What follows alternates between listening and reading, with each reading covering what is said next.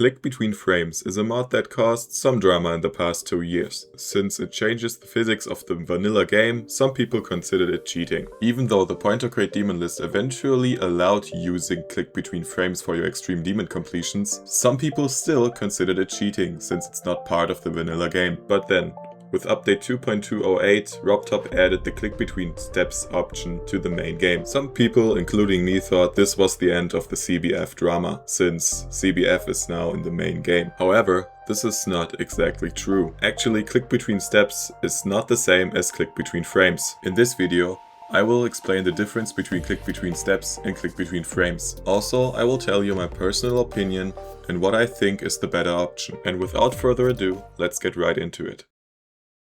First, we need to know how the vanilla game is handling your inputs. The vanilla game without CBF and CBS enabled runs with 240 ticks per second. I also have to mention that the TPS depend on your FPS. That means when you're playing at 60 FPS, you only have 60 TPS. That only goes up to 240 TPS, meaning when you have above 240 FPS, you only have 240 TPS. TPS stands for the amount of physics steps per second that the game uses to calculate your clicks. That means when you're playing on 240 FPS without CBS or CBF enabled, every physics step happens with each frame. The problem is that the game registers your clicks every time a new physics step occurs, meaning that when you click you have to wait until the next physics step and then the game registers your click. But because the physics steps are limited to 240 per second, each click has a slight amount of input delay, and that input delay depends on how close to the next physics step you click. That especially affects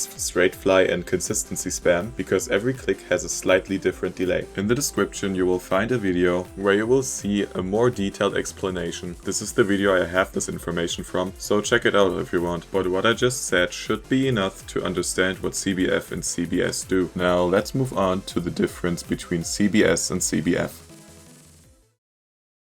When Click Between Frames was updated to be compatible with Geometry Dash 2.208, I thought, why?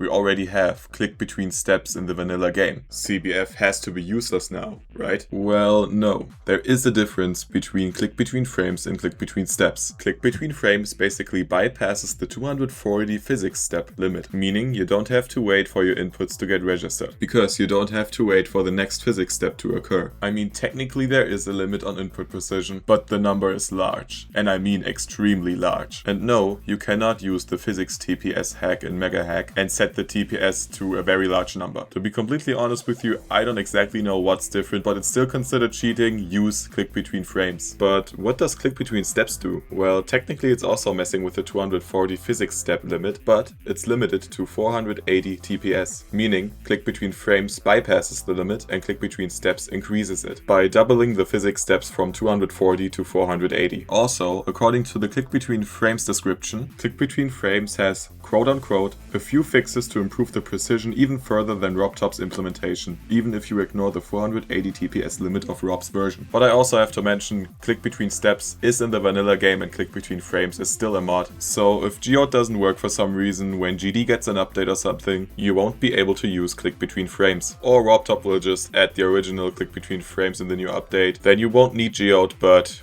who knows. And yeah.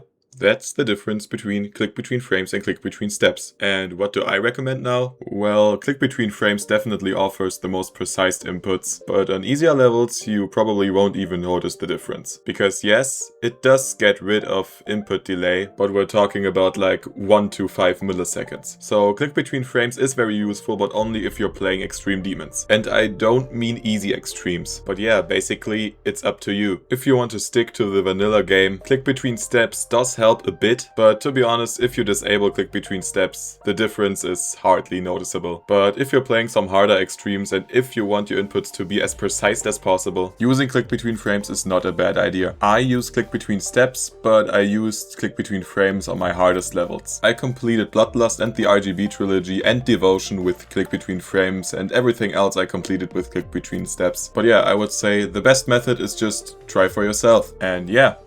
Thank you so much for watching. If you have any questions, let me know in the comment section. And yeah, goodbye.